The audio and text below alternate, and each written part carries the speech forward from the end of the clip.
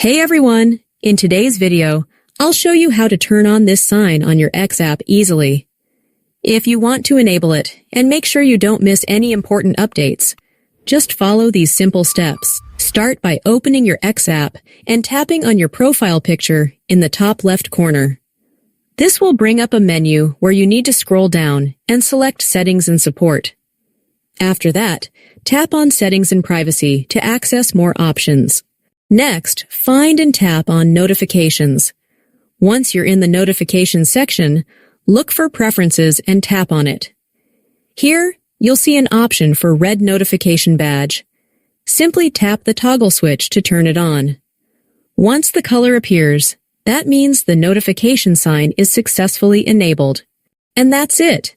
You'll now see the sign whenever you have new notifications. If you found this video helpful, don't forget to like and subscribe for more useful tips. Thanks for watching, and see you in the next one.